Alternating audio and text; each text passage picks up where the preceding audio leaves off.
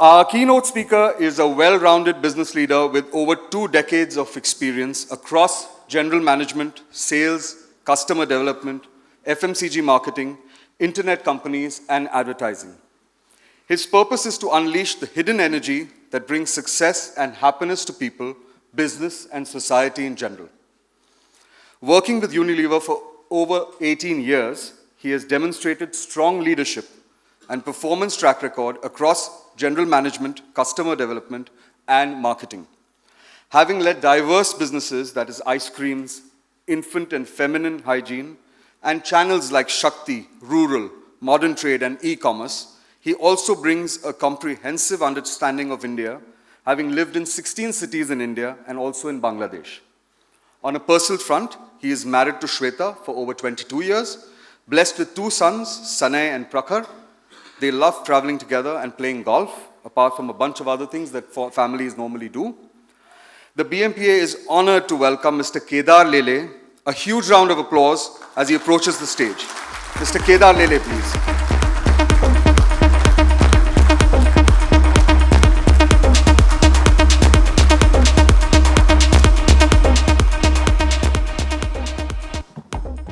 A very good morning to all of you.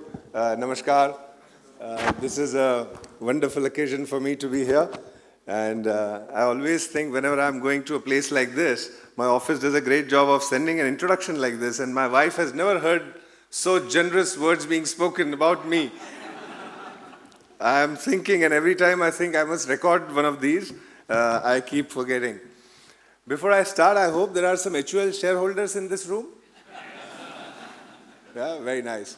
I always worry if I go for such events and there are HUL shareholders in the audiences, they must be thinking, if this guy was working in the office, the sales would go up and our valuation would keep going up instead of wasting his time here. I'll try and bring out some stories which will give you the confidence that while I'm here, I'm also trying to do what is in best interest of all the stakeholders, including yourselves. But before I start, I must first thank Amit ji and of course Fahim ji and Mehul for getting me here. Thank you very, very much. I must also say at this point in time that I was not convinced that I'll be able to add any value to this morning and this August gathering. And I look back on saying, what do I really know about print? And I went back to mid-90s when I was doing my post-graduation in MICA, and a professor from NID taught us the print technology. That was my first introduction to the world of printing, the halftones, the 4-color offset, and so on and so forth. And that, of course, gave me the basics of what would be really, really important in my life as I started in advertising.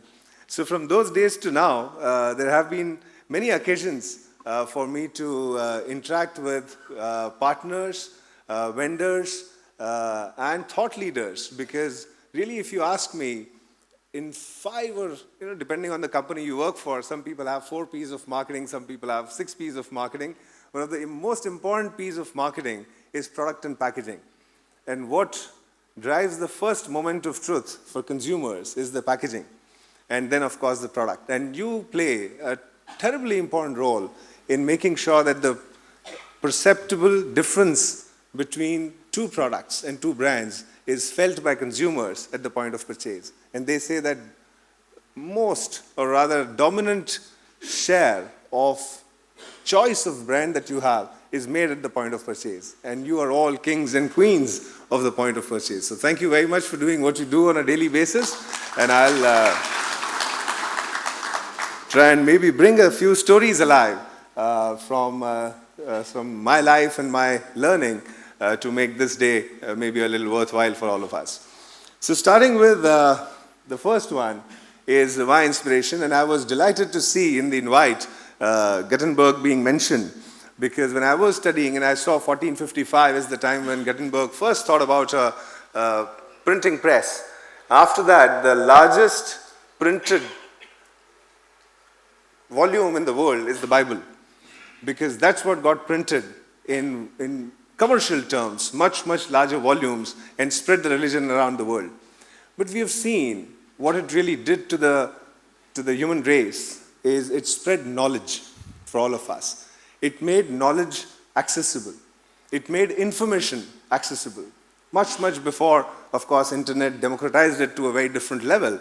But printing brought alive the wonders of knowledge and information to common men and women. And that's why I think you do this Print Summit as an ode to this great man. And what a wonderful way to say that and start off. I also did some research to say what exactly these visuals and images do to us. And you realize that out of all the senses that we have, 70% of your sensory perceptors are in your eyes. Before you eat with your eyes. Before you smell with your eyes. And those colors and prints and typefaces are the ones which tell you what mood you're in. Who better than all of you to understand that? Who better than all of you to know that these blues and the colorful markings that you have represent a theme, a mood, a warmth of the room is by the colors that you represent. A typeface that you use, bold Arial 72, is shouting. Yeah? Small, not all caps, is whisper. Those are things that you have taught us. Those are things that print medium has brought alive. And hence, when you progress from there on, there are multiple things that we can get into. It's about human emotions, it's about human perceptions, it's also about performances. And that is what gets brought alive by the visual media and the print that we all do. Now, because I'm here, I must say, I'm here not because I'm Kedar Lele, but I'm here because I represent a company. And hence a few stories maybe from HUL. Unilever's purpose is to make sustainable living commonplace because we believe that in each of your households, we play a small role.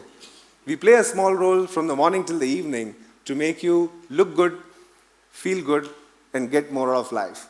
Because I do believe that the job of a FMCG brand, a fast-moving consumer goods brand, is to really give you the confidence in the morning when you set out from your homes to say, go on, win today, take on the world. That's what you do, isn't it? When you look at the mirror, before you get out, you have that sense of confidence. And what that confidence comes from is a bunch of brands that you might have used in the morning or in the afternoon.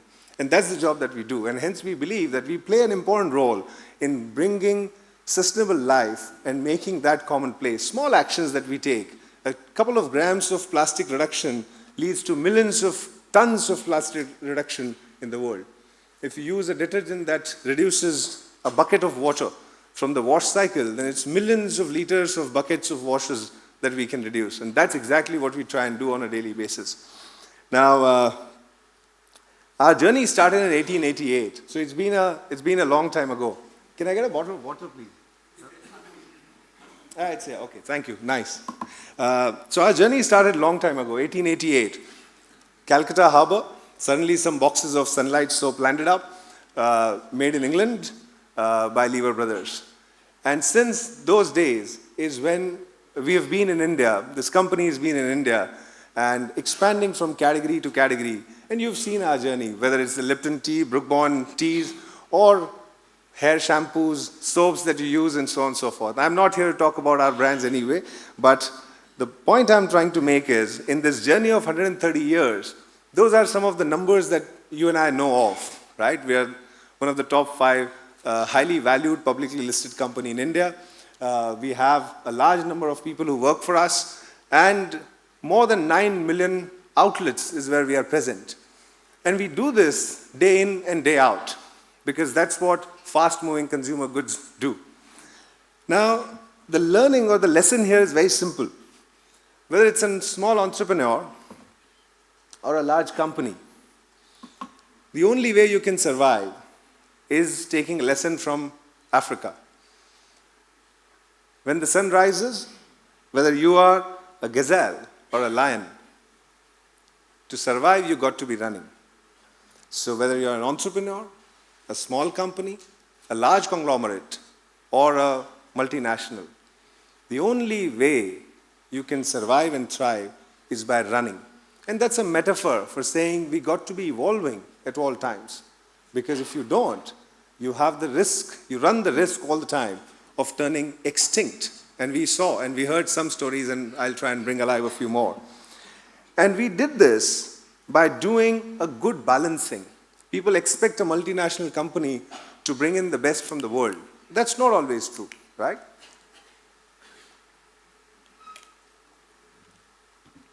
You could be mindlessly global or you could be hopelessly local. The ability to strike a balance is what keeps you going. Some of you might know Harish Manwani famously used to say that we are a global company. We act global, but we think local. Now that's very different from saying we think global and act local. No, we think local.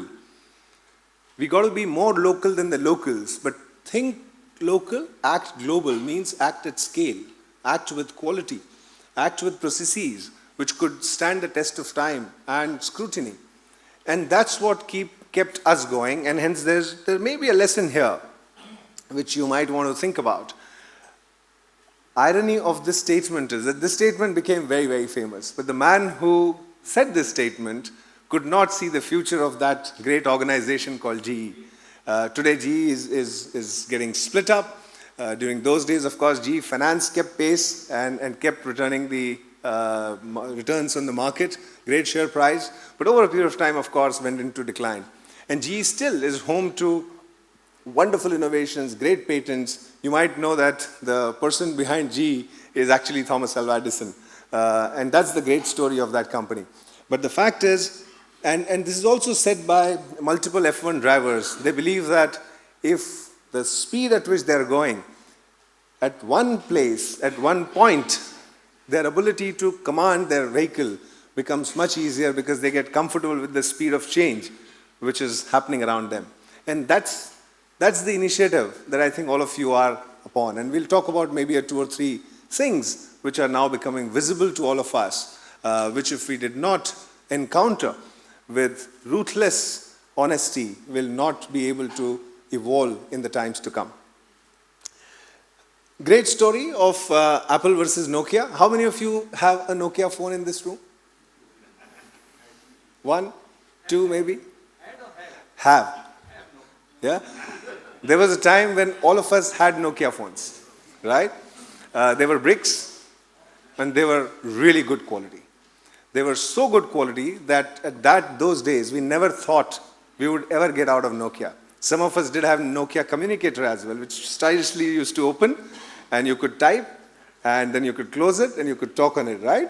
And that was a piece of innovation. That was the maximum technology one could think about. And that curve, and I've got a few curves to show you, that Apple million units shipped and the turnover of Apple in those days was much smaller. Of course, they chanced upon the whole ecosystem approach, and phone was just one of the things that allowed you to get into Apple ecosystem. But today, Apple became, and some of you answered, which is the most valuable company on earth? It indeed is Apple. It went up to about $3 trillion of valuation. Apple does a business of over 390 billion every year. And one could argue that since the launch of Apple phones, 1, 2, 3, 4, up to 14 and Pro, what's next? We have seen iPads, we've seen watches. We haven't seen anything beyond that. Yeah, you could say that Tim Cook is a great operator, a fabulous leader who coordinates, but not an inventor like Steve Jobs was. And a bunch of those extremely innovative minds who thought about the future which wasn't and asked why not are no more working for the company. But today there's momentum in the organization. I'm sure they're thinking about things. If you wear an Apple Watch, like I do these days, and I got into Apple Watch not because I like Apple Watch, but because of someone who is 45 years of age could detect a heart attack before it came and called up a hospital helpline and said, get me to hospital because I think I'm going to have a heart attack. Think about it. A watch on your wrist tracks everything that the doctor would only be able to once you get into the hospital. And that data allows Apple Watch to predict and tell you that you're not feeling well. All of us believe we are healthy until we're not.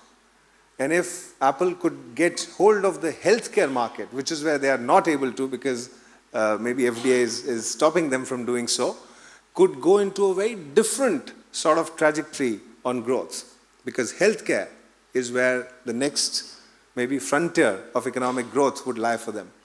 But that's a thing for something else. I'm just leaving some thoughts for you to think about, and maybe at the end of it you'll realize that how industries shift because of the innovative nature of technology and of thinking is what would allow us to think about our own businesses. These days there is a Anupam Kher video doing rounds on WhatsApp. All of us are part of WhatsApp University, I'm sure. All our knowledge comes from WhatsApp. So Anupam Kher has been saying that ye cell phone kya kya kha gaya, right? It's eaten your watch, it's eaten your camera, it's eaten smart watches, everything else, right? So there are things that the cell phone is going to, of course, eat away.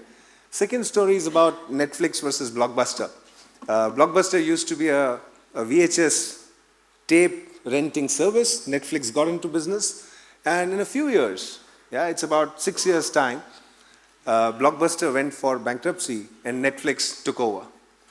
Today, the turnover of Netflix is $31 billion. They make 5 or 6 billion profit. They invest 2 to 3 billion or more in content creation in different parts of the world. Your Netflix is different from my Netflix.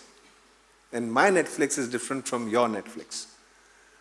And you realize that it's not just a content company, it's also a company which works with AI. It's operating on your interests, what you watched, what you might like to watch, and also tells you other things, top 10 in India today, top 10 in Maharashtra today, and so on. It's unlike Google, because if you think about it, all of us started reading newspapers when we were children. And after COVID, half of you don't even get newspapers at home. But if you get newspapers force you to read stuff that you may or may not be interested in. You start with the main page, you go to page 3, then you go to 7, you read about politics, you read about geography, you read about international, sports, editorial, and so on and so forth. Just think about your children who are watching news on Google. What are they reading? Beyonce, football, cars. That's it. And those are the things which will keep coming in the feed. Nothing beyond that. So how do you widen the horizon of somebody's thought bubble? By allowing them a power of beyond obvious thinking. So world went from general information to focused information, and now it's time for us to go broad again. Thank you, ChatGPT. Because you've just brought Google on its knees, because there is somebody who is inflicting a severe dent to the model that Google had. And hence a Google, which was supposed to be one of the most innovative companies of our times, will have to think through all over again of what that search model is going to be like. Challenges. Very famous Kodak Moment. And I think Brian Solis said this, that earlier the Kodak Moment was the memorable shot that you took with your family, friends, loved ones, and you wanted to almost frame it. That was the Kodak Moment. Today the Kodak Moment actually means the moment when you realize that customer behaviors and preferences change so dramatically from your assumptions that it's too late to change. Kodak was the film that we all used. Kodak was the theater where Academy Awards took place. Kodak was the innovator and the inventor. We used the colors, the inks, the printers, the paper, all came from Kodak. It was also the owner of one of the largest number of patents, and yet could not see the change that would happen in the industry. Because somewhere else, unconnected to their industry changes, made them irrelevant. So in summary, what are we trying to do? And maybe one more example. I spoke about things which were in your hand, in their company, and yet they could not see the change that was coming in. There's also a great example of Xerox Park, Palo Alto Research Center of Xerox. Have you heard of this place? It was established in 1970 in California, Palo Alto Research Center, Xerox Park. Steve Jobs went to Xerox Park and saw a mouse for the first time, a Windows display and icons for the first time. And he invited engineers, said, I will give you investment of $1 million in my company if you come and explain all of this to us. And commercialized what Xerox could never do. Xerox PARC, I was trying to research last week, had one of the largest number of patents in their name, and they were part of Xerox Corporation. Xerox Corporation got sold to Fuji Films a few years ago. 51% of share of Xerox are now with Fuji Films. Why did Xerox PARC Innovations not get picked up by anyone as part of the company? Because I think the focus was on technology innovation and patents, not on commercialization of those patents. Not seeing how those patents or those innovations could be applied to another industry. They were the first one to have a LAN themselves, or laser printing, or what I spoke about, graphic user interface, which all of us use today. On our phones, what we see is a graphic user interface. Why do you think it would have happened? Because myopic thinking about what is it that you got to be doing. You were expected to do innovations, R&D, patents. People got rewarded for getting new patents and not for commercializing those patents over a period of time. So sometimes you do sit on wealth of material, capabilities, and you fail to commercialize them. And that then calls for an end of life maybe. So I think we are saying that yes, change is indeed the only thing that's constant, and we got to be able to master it in order to stay relevant. And I think you have it in you, because in last 5 years we have seen changes that no one ever bargained for. Let me start with demonetization. We all complained. We didn't know what would happen next morning. I happened to be in New York that night, and that night I remember so distinctly because I was at Times Square. I had gone for some work and I was with friends, and we were at Times Square to celebrate the breaking of the glass ceiling. You know, that was the day when Hillary Clinton might have become the President of the United States. And slowly by 11 p.m., the Times Square got emptied out because someone else was winning the election. Next day morning, we got up and we got to know that all the money we were carrying in the pocket had become useless. And all of you went through this. I know a large part of your businesses in those days would have been cash. We cribbed. We got into queues. We went to jewelers. We went to petrol pumps.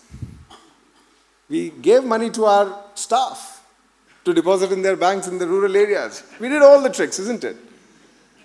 But we learned how we can still make things work when that happened to us. GST, we all cried, shouted, and then fell in line. Personally speaking, each one of you will agree that GST is good for this country. Because when we were fighting the Britishers, and Gandhiji said that non-cooperation, satyagraha and asahayog is what we'll do. On 15th August, he didn't say that now it's our country, let's start paying taxes every time. I think we should have said that, isn't it? Because we forgot that we are in our country now, and that formalization will help all of us. And we can see the change of government being able to earn 1,50,000 crore of tax every month. You manage that too. Yeah? Your CAs earned for a long time. There was a wholesaler I was talking to, he said, last year se sir humne cash ka dhanda 30% se kam kar diya hai. I said, क्यों ऐसा? Saying CA को ज़्यादा पैसा देना पड़ रहा है, जितना पैसा बचा रहे हैं टैक्स में उससे. Quite a comment in my opinion. Big change, but we still managed. COVID, first wave, we all did yoga, cooked something, talked to our friends, relatives, sang Antakshari. Second wave hit us badly. I haven't met even one person who hasn't had a calamity of COVID, either in the closer family or friends. And that taught us that we are not safe. COVID is not something that's happening in another part of the world. It was in your neighborhood. It was in your bedroom. Our behavior has changed. We started selling hand washes and sanitizers like nobody's business. People started washing hands 5 times a day, something that we've been telling them for 75 years. This year, last year and a half, Nobody is washing hands again. कुत्ते की पूंछ 6 महीना पुंगली में रहेगी, फिर से वापस आ जाएगी. Behavior change is indeed difficult. And that's what happened. But we managed all of this. Tech revolution. I was hoping when I walked in that there'll be stalls, we'll be putting up printed stuff, and then Amitji told me, no, everything is electronic this time. I said, nice. Because in your business, electronic and digital has really created a level playing field, which means that earlier established biggies are really getting threatened. And that has made a big change, and we'll have to keep making these changes. I'm running because the pointer says I have 5 minutes left. I'm sure you all agree. I agree strongly. I work for MNC company, chose to be in India, didn't go far too distant from here because I believe that this was the place where change was taking place. This was the place where you would have maximum learning, fun, excitement, and India is the bright spot. And I don't need to tell you the story of India because all of us believe in it. All of us believe in next 10 years being the golden decade for India. We just need...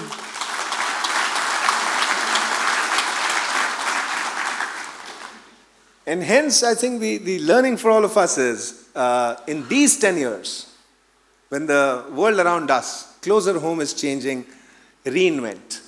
Don't get fossilized. And if you were to reinvent, there are maybe 2 stories that I want to bring out because they are relatable to you. Not because I am proud of HUL, but because these are the 2 stories which are really, really relatable to you. And that's why I've chosen 2 quick stories to tell you. This is the business that we have. Don't worry too much about anything, just some brands. And 40% of our business is beauty and personal care, 37% home care, and 23% food and refreshment. The story that I'm going to tell you is from your house. It's in your bathroom. It's what we call as laundry business. We are the market leaders in laundry. All of you wash your clothes. When we were washing clothes at the riverside, the best thing was to use a bar, isn't it?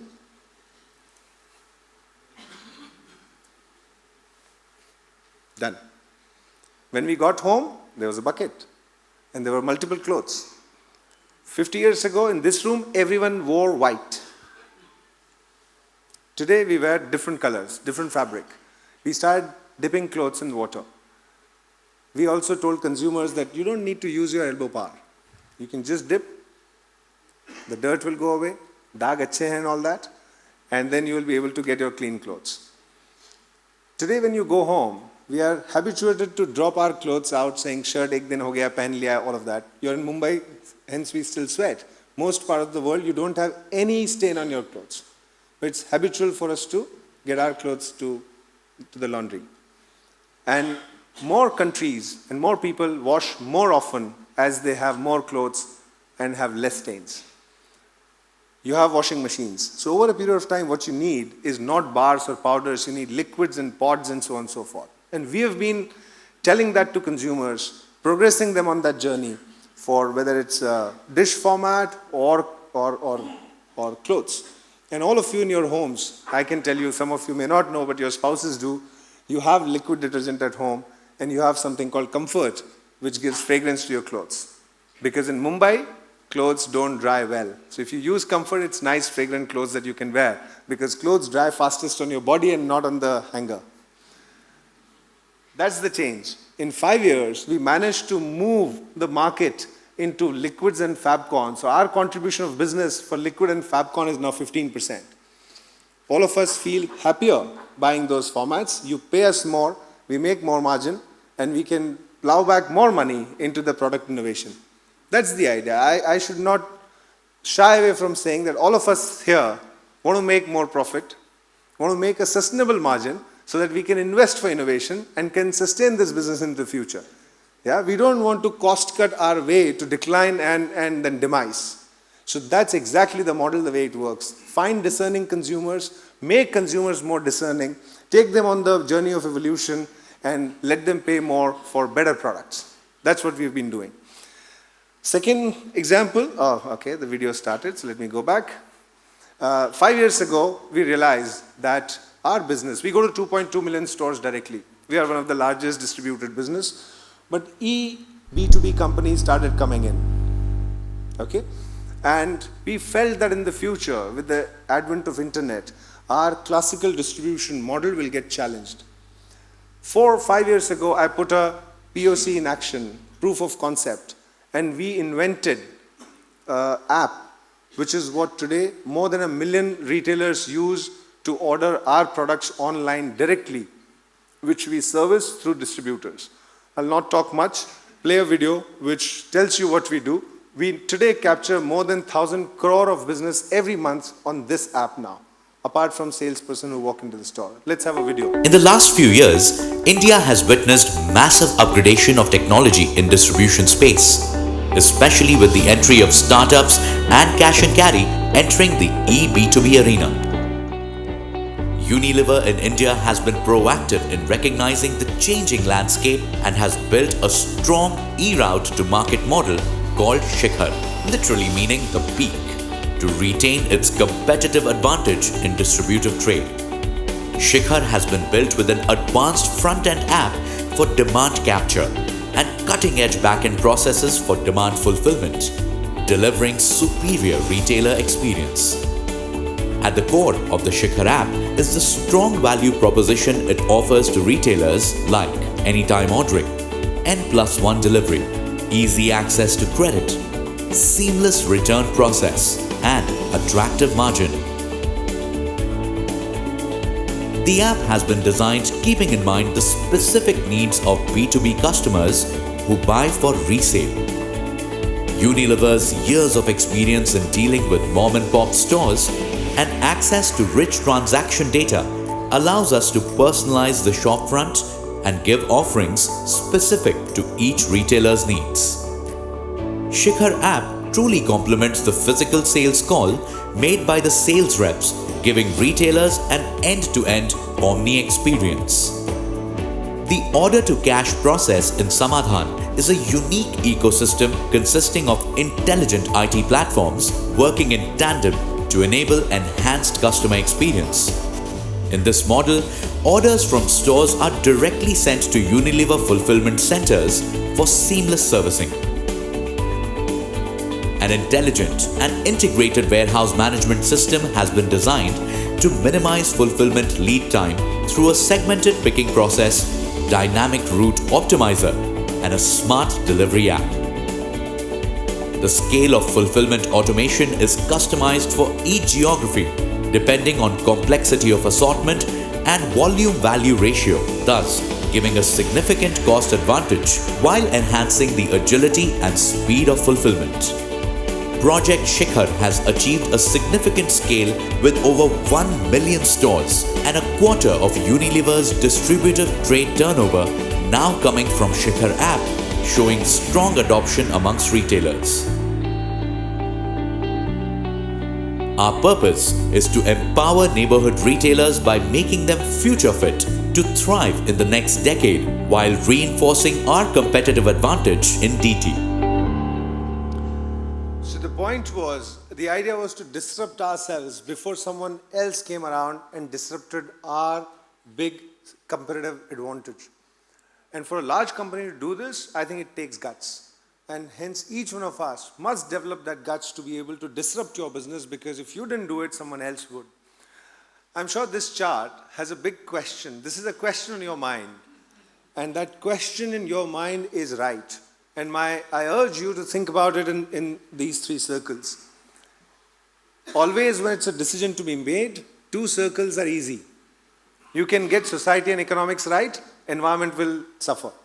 You can get environment and society right, no economics. No one wants to buy that stuff. Or you can get environment and economics right, but society doesn't like it. Think about the recycled product which people say, nah, shine nahi hai, matte finish nahi hai, and all that. Getting all 3 right is where the sweet spot is.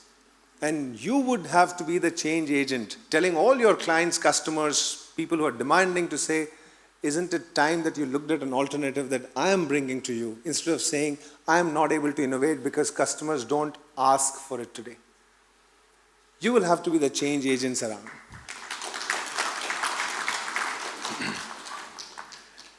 Because at the end of it, and that's something which I picked up from an old friend who says this, 10 years later, your next generation will be coming into the business.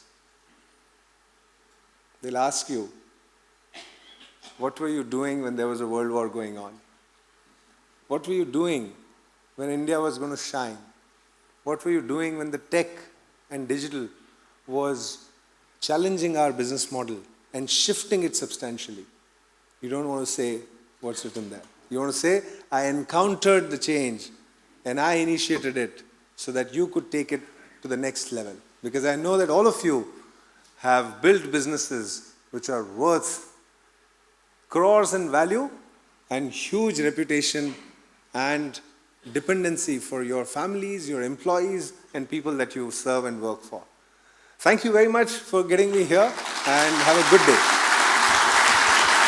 Thank you so much, Mr. Lede. That was really lovely. May I please request Amit Shah, the President of BMPA, to please come up on stage so that we can felicitate you. Amit Bhai, please come up on stage.